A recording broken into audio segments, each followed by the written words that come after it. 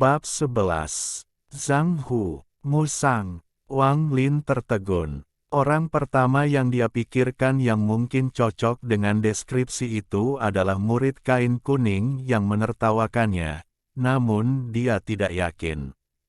Ah, apakah kamu tidak melihatnya? Dia adalah orang yang bertanggung jawab mengatur pekerjaan murid. Dia juga seorang murid kehormatan tetapi telah diberikan hak untuk memulai kultivasinya. Mengenakan pakaian kuning, dia sama sekali tidak terlihat seperti pria yang baik. Kami semua memanggilnya Musang, Zhang Hu menjelaskan sambil minum air. Wang Lin menggigit ubi, lalu berkata, "Aku tahu siapa itu, aku melihatnya hari ini. Dia mengatakan kepada saya untuk membawa kembali 10 tong air sehari mulai besok atau saya tidak akan mendapatkan makanan." Zhang Hu tertegun. Setelah menatap Wang Lin sebentar, dia bertanya, "Saudaraku, apakah kamu menyinggung perasaannya sebelumnya?" Wang Lin menggelengkan kepalanya dan bertanya, "Mengapa?" Zhang Hu menunjukkan ekspresi menyedihkan pada Wang Lin. "Wang Lin, apakah menurutmu tong itu seperti yang kamu gunakan di rumah? Seperti ini sebesar ini." Dia memberi isyarat dengan tangannya. Wang Lin punya firasat buruk dan mengangguk. Zhang Hu tersenyum pahit. Dia berkata, "Kamu pasti telah menyinggung musang kuning. Tong yang dia bicarakan adalah ukuran ruangan ini, mengisi 10 tong. Wang Lin, saya tidak akan makan ubi jalar ini, Anda menyimpannya. Anda akan beruntung mendapatkan makanan setiap 4 hingga 5 hari. Anda baru di sini, dan semua tempat mencari makan di gunung diambil. Hanya murid yang lebih tua yang bisa memilih mereka. Besok, saya hanya akan makan buah-buahan liar saya." Dia meletakkan ubi yang tersisa di atas meja, menghela nafas, berbaring di tempat tidurnya, dan tertidur. Wang Lin merasakan kemarahan melonjak melalui dirinya, tetapi kemudian dia memikirkan mata orang tuanya yang dipenuhi dengan harapan dan menahan amarahnya. Dia berbaring di tempat tidur tertidur dengan penuh amarah. Hari kedua masih gelap ketika Wang Lin turun dari tempat tidur. Zhang Hu masih mendengkur. Wang Lin mengenakan pakaian abu-abunya dan dengan cepat berjalan ke tempat dia bertemu musang itu. Segera setelah dia tiba, matahari muncul dari timur. Pemuda berpakaian kuning membuka pintu dan menatap Wang Lin dengan aneh. "Setidaknya kamu tepat waktu. Dapatkan ember dan pergi ke timur. Ada mata air di gunung, bawalah air dari sana." Dia tidak lagi memperhatikan Wang Lin. Dia duduk bersila di tanah dan bernapas perlahan sambil menghadap matahari terbit. Kabut putih yang nyaris tak terlihat keluar dari hidungnya, bergulung seperti dua naga. Wang Lin menatapnya dengan iri. Dia kemudian masuk ke kamar dan melihat sekeliling. Akhirnya, di balik pintu dia melihat 10 tong dan tersenyum pahit saat dia berjalan menuju gerbang timur. Wang Lin tiba di lokasi setelah berjalan jauh. Pemandangannya cukup indah dan suara air yang mengalir menyejukkan. Itu adalah tempat yang bisa menenangkan hati.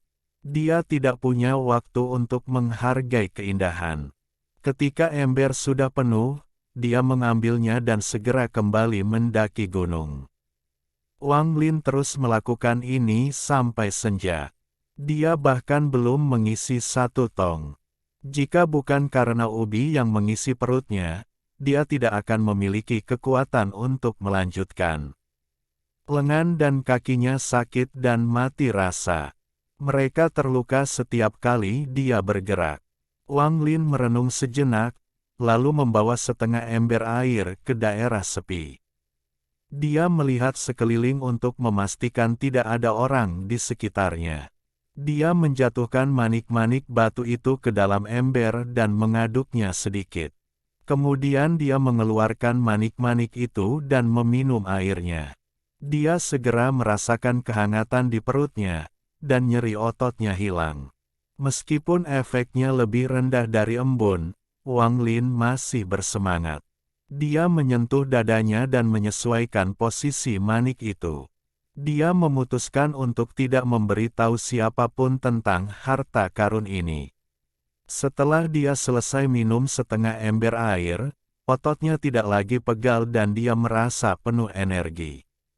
Dia segera melanjutkan pekerjaannya mengambil air.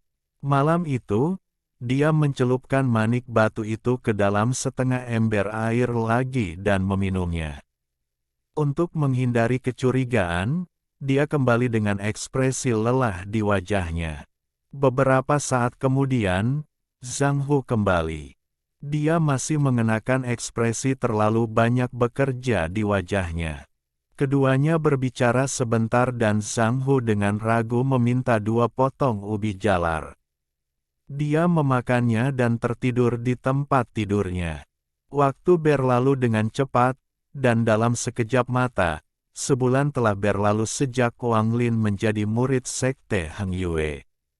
Wang Lin mengetahui bahwa pekerjaan Zhang Hu adalah mengumpulkan kayu bakar. Dia harus mengumpulkan cukup kayu bakar sebelum dia bisa makan. Dia telah mengumpulkan kayu bakar selama 3 tahun sejak dia menjadi murid kehormatan dari sekte Heng Yue.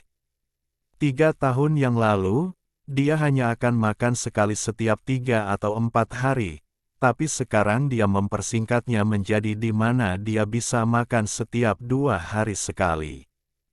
Menurutnya, para murid kehormatan harus melakukan tugas selama 10 tahun dan dapat makan 3 kali sehari sebelum mereka dapat belajar kultivasi yang paling dasar sekalipun.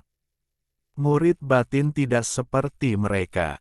Mereka memiliki tuannya sendiri, tidak melakukan pekerjaan apapun, dan memiliki kamar sendiri.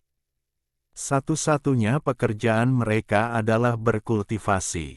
Selain itu, ada seseorang di antara murid batin dan murid kehormatan, seperti Wang Hao yang menjadi penolong, tapi pada dasarnya dia adalah seorang pelayan.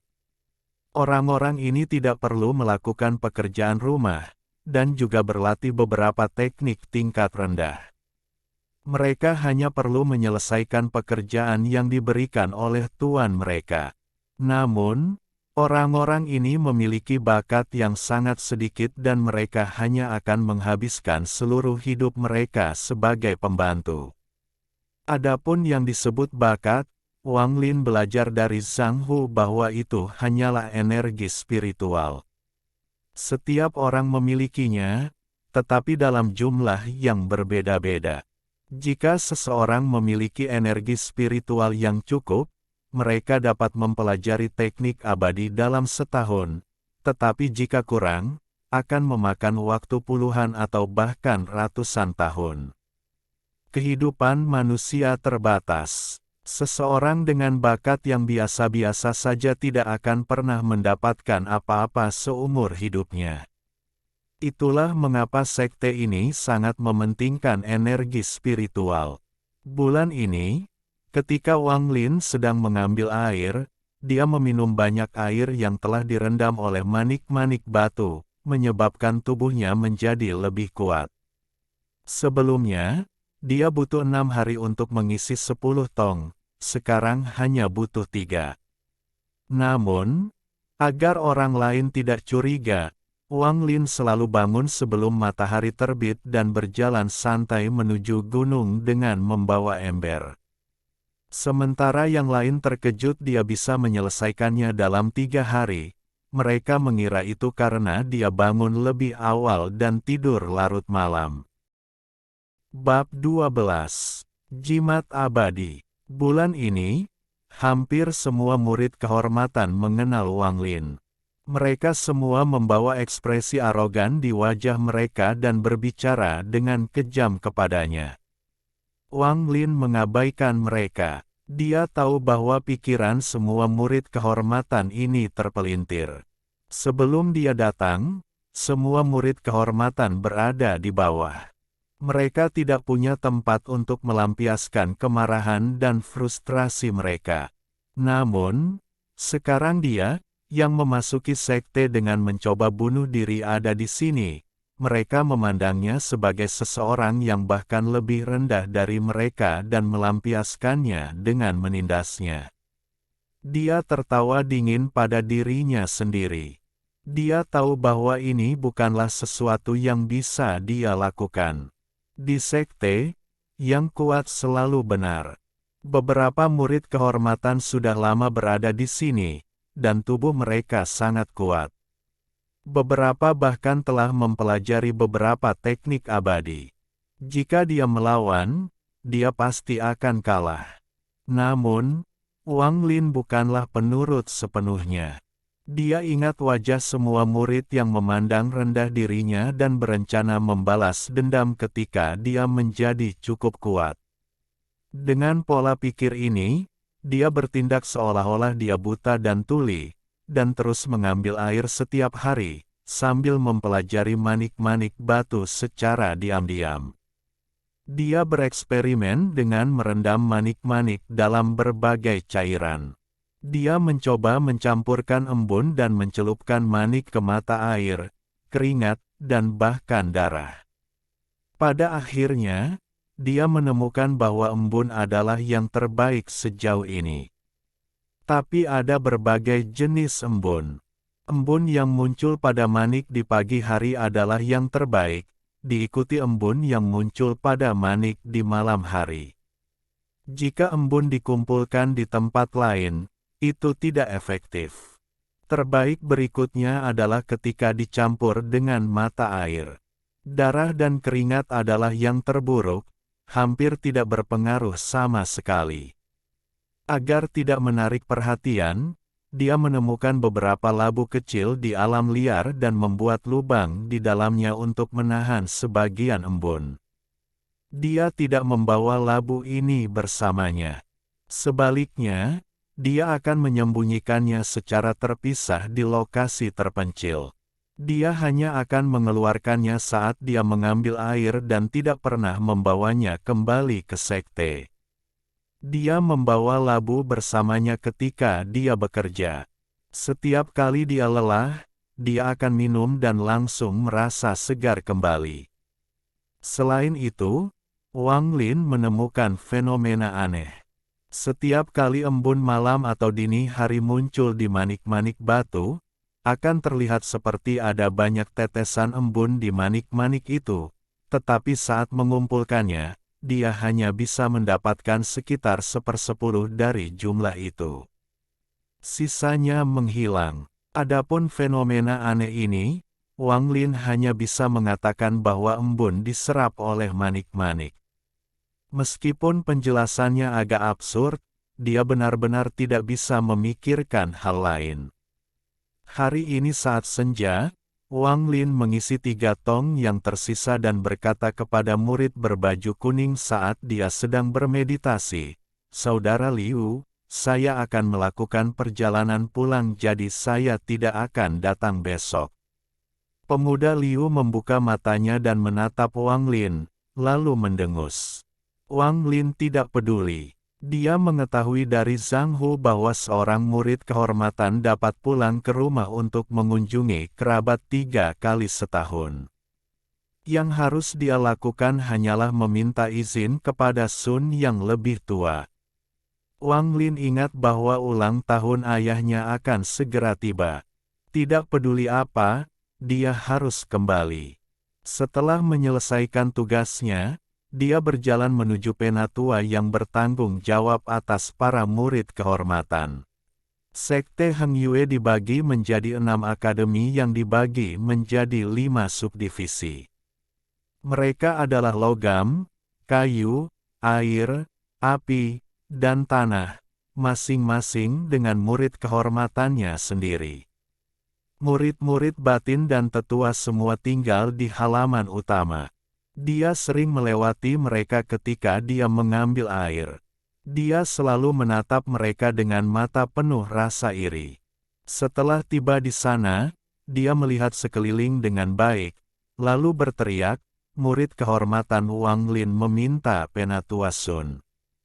Seorang pria muda berpakaian putih dengan santai berjalan ke depan.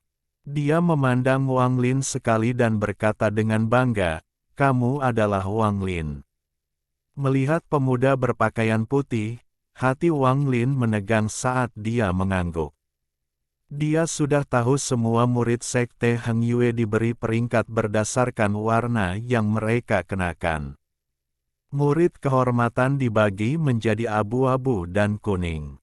Kuning diberi hak untuk memulai budidaya teknik abadi. Murid batin diberi peringkat berdasarkan kekuatan mereka. Dari tinggi ke rendah berwarna ungu, hitam, putih dan merah. Pemuda di mulut putih berkedut dan dia menatap Wang Lin dengan dingin sebelum berbalik dan berjalan kembali ke halaman. Wang Lin mengikuti di belakangnya dengan wajah datar. Setelah berjalan melewati halaman beberapa saat, dia tiba di sebuah rumah yang dikelilingi oleh bunga. Pemuda berbaju putih dengan malas berkata, "Guru Sun, seorang murid kehormatan ada di sini untuk menemuimu." Setelah dia selesai berbicara, dia berdiri ke samping. Suara serak datang dari kebun. "Kamu boleh pergi," murid kehormatan masuk. Pemuda berbaju putih terkekeh dan pergi. Wang Lin sangat gugup di dalam.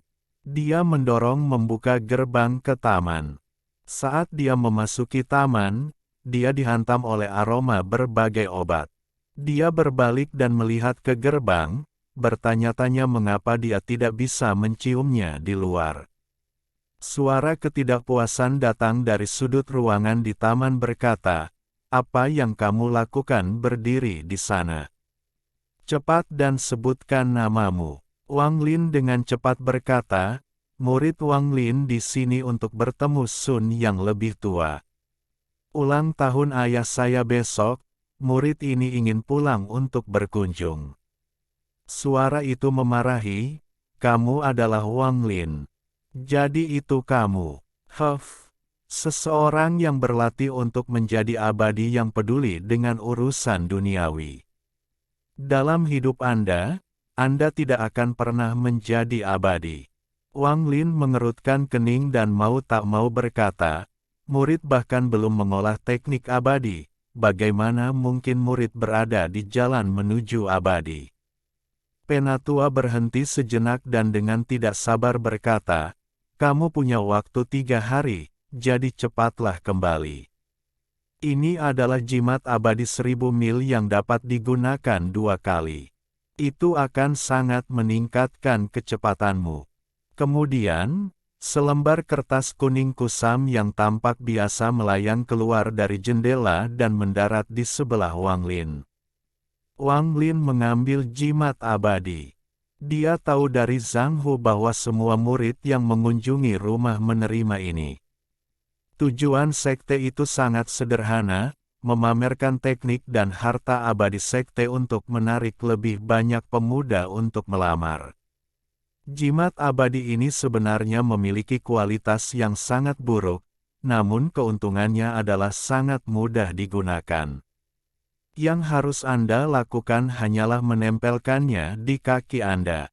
Bagi orang normal, itu meningkatkan kecepatan mereka. Namun, ada banyak murid kehormatan yang mengumpulkan mereka karena mereka mendengar bahwa mereka dapat ditukar dengan hal lain di dunia luar. Banyak murid menggunakan alasan pulang ke rumah hanya untuk mengumpulkan jimat. Setelah berjalan keluar dari halaman, Wang Lin kembali ke kamarnya. Setelah mengucapkan selamat tinggal pada Zhang Hu, dia mulai turun dari gunung.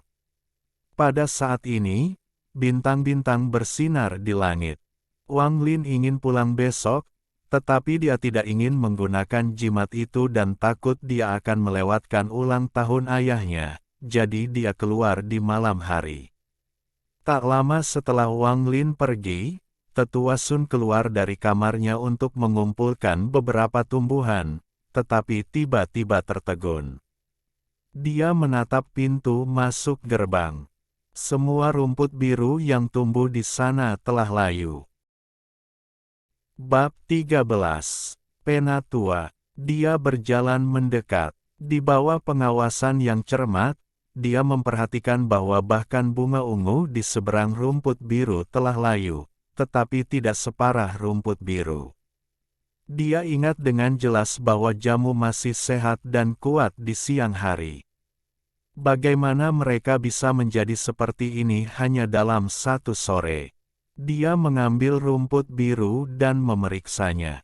Dari tampilan rerumputan biru, tampaknya telah kehilangan semua kelembapannya, menyebabkannya layu. Dia menyentuh tanah, tetapi tanah berada pada kelembapan yang tepat untuk menanam tumbuhan. Dia sangat bingung. Setelah beberapa saat, dia tiba-tiba berpikir, siang ini hanya satu orang yang mengunjungi saya. Namun, dia hanya seorang murid kehormatan, bagaimana dia bisa menyebabkan tumbuh-tumbuhan menjadi layu? Memikirkannya, dia memutuskan untuk menyelidiki masalah ini. Tanpa mengucapkan sepatah kata pun, dia menjentikkan lengan bajunya dan tubuhnya mulai terbang. Tak lama setelah itu, dia tiba di tempat para murid kehormatan mendapatkan pekerjaan mereka. Penatua Sun berteriak dengan suara yang dalam, murid mana yang bertanggung jawab di sini? Suara itu seperti guntur. Murid berpakaian kuning yang bertanggung jawab dengan cepat datang dan berlutut di tanah, bersujud tanpa henti. Penatua Sun dengan tidak sabar berkata, apakah Anda memiliki pendaftaran Wang Lin? Jantung murid Liu berdetak kencang. Dia tidak akan pernah berpikir bahwa tetua berpangkat tinggi seperti itu akan datang menanyakan tentang sampah itu, Wang Lin. Dia memikirkan saat-saat dia menggertak Wang Lin dan wajahnya memucat. Murid ini memiliki pendaftaran saudara Wang Lin. Saudara Wang senang belajar dan selalu serius dengan pekerjaan ini. Murid ini selalu memandangnya sebagai panutan. Penatua Sun tidak tahu apakah harus tertawa atau menangis, tetapi di dalam hatinya dia tahu bahwa ini baik. Semakin gugup seseorang saat berbicara dengannya berarti semakin mereka menghormatinya. Tetua gelar sebenarnya adalah gelar yang sangat tidak berharga di Sekte Heng Yue. Hampir semua murid generasi kedua disebut penatua oleh murid kehormatan, tetapi semua murid batin memanggilnya paman guru. Meskipun dia dihormati di mata para murid kehormatan, dia tidak memiliki kekuatan di generasi kedua. Bahkan generasi ketiga tidak terlalu menghormatinya. Kalau tidak, dia tidak akan diberi tugas sia-sia untuk mengelola permintaan murid kehormatan yang ingin berkunjung ke rumah. Penatua Sun bertanya, di halaman manakah Wang Lin tinggal? Di halaman divisi Bumi Utara. Tanpa menunggu dia selesai, Penatua Sun terbang dengan pelangi ke arah utara dan menghilang dalam sekejap mata. Murid Liu menjadi semakin gugup. Ususnya hampir berubah menjadi hijau. Dia bersumpah bahwa ketika dia melihat Wang Lin lagi, dia tidak boleh mengejeknya, tetapi malah memuji dia memperlakukannya seperti kakeknya sendiri. Lagi pula, dia adalah sesuatu yang ditanyakan secara pribadi oleh seorang penatua. Penatua Sun tiba di halaman divisi bumi dan tidak melihat Wang Lin. Dia pergi ke pendaftaran untuk menemukan nomor kamar Wang Lin, lalu tiba di kamar Wang Lin. Zhang Hu masih tidur. Dia mendengkur dengan keras dan bahkan tidak menyadari Penatua Sun ada di sana. Penatua Sun dengan hati-hati memeriksa ruangan itu. Dia mengerutkan kening dan bergumam, dia pergi dengan sangat cepat. Aku akan memeriksanya begitu dia kembali. Wang Lin sedang berjalan di gunung dengan jimat di kakinya. Jimat itu sangat menakjubkan. Setelah meletakkannya di kakinya, dia merasakan aliran kehangatan memenuhi tubuhnya. Berkumpul di kakinya adalah cahaya putih yang menyilaukan, membuatnya tampak seperti makhluk abadi. Ketika semua makhluk di gunung melihat cahaya putih, mereka semua menjauh. Tidak ada yang berani mendekat. Udara pegunungan yang segar berhembus ke wajah Wang Lin. Dia dalam suasana hati yang baik saat dia dengan cepat pulang mengikuti rute dari ingatannya. Suatu malam telah berlalu, dan itu adalah fajar keesokan harinya. Dia mengambil seteguk air dari labu dan dipenuhi energi lagi. Dia menyadari dia sudah meninggalkan gunung. Begitu dia sampai di desa, dia hanya perlu mengikuti jalan kecil untuk pulang. Tanpa berhenti, dia dengan cepat maju. Dia memasuki sebuah kota ketika matahari bersinar cerah dan kerumunan orang ramai dan ramai. Wang Lin berkeliling sebentar, membeli hadiah untuk orang tuanya, lalu segera pergi. Saat hari sudah larut, Wang Lin akhirnya sampai di desa. Dia melihat dari jauh sebuah bendera merah dengan kata hidup di atasnya di depan rumahnya. Di luar, ada banyak gerbong. Ada kerumunan yang ramai. Wang Lin tercengang saat tiba di depan rumahnya. Kedatangannya terlalu mencolok. Kerabatnya, yang berada di sini untuk merayakan ulang tahun ayahnya, hanya melihat kilatan cahaya putih saat Wang Lin muncul.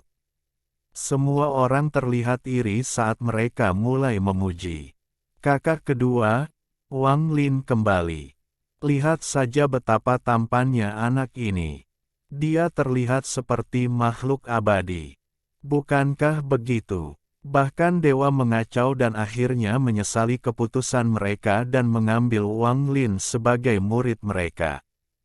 Di masa depan, keluarga Wang kami akan bergantung pada ketiga anak ini. Karena mata lamaku, aku tidak bisa melihat poin bagus anak ini, tapi melihat dia sekarang, bagian mana dari dirinya yang tidak bisa dibandingkan dengan Wang Zuo dan Wang Hao. Jelas naga di antara manusia. Bagus bagus bagus. Seru paman tertua ketiga keluarga Wang, seolah-olah dia lupa semua hal keji yang dia katakan sebelumnya. Bocah ini, Wang Lin, selalu pintar sejak dia masih kecil. Saya harus mengatakan, bahkan yang abadi membuat kesalahan terakhir kali, jadi bagaimana mungkin kita manusia tidak membuat kesalahan? Wang Lin, saya harap Anda tidak membenci paman kelima Anda. Paman kelima Anda meminta maaf kepada Anda. Semua kerabat mengubah ekspresi mereka dan menunjukkan wajah yang ramah dan tersenyum.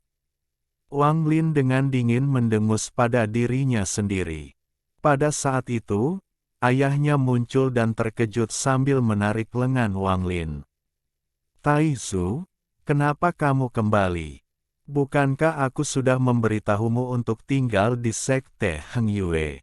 Jangan selalu khawatir tentang rumah. Wang Lin menatap ayahnya dan melihat kerutan ayahnya telah banyak berkurang. Dia jelas sangat bahagia akhir-akhir ini. Ayah, jangan khawatir. Semua murid sekte memiliki 3 kesempatan untuk berkunjung ke rumah setahun. Setelah ulang tahunmu selesai, aku akan segera kembali. Ayah Wang Lin dengan bangga melihat kerabat di sekitarnya dan menarik Wang Lin ke pintu sambil berteriak, "Istri, lihat siapa yang kembali." Ibu Wang Lin dikelilingi oleh sekelompok kerabat perempuan. Ketika dia mendengar suara suaminya, dia melihat ke arahnya dan terkejut melihat Wang Lin. Dia bergegas dan mulai bertanya tentang bagaimana keadaannya. Alhamdulillahi jazakumullahu khairo. Oke, cukup sekian novel kali ini. Mungkin ada kata-kata yang kurang pas, saya minta maaf yang sebesar-besarnya. Semoga yang sudah baca Allah paring kesehatan, rezeki yang barokah, dan umur yang panjang. Amin. Untuk membantu admin jangan lupa klik tombol subscribe ya.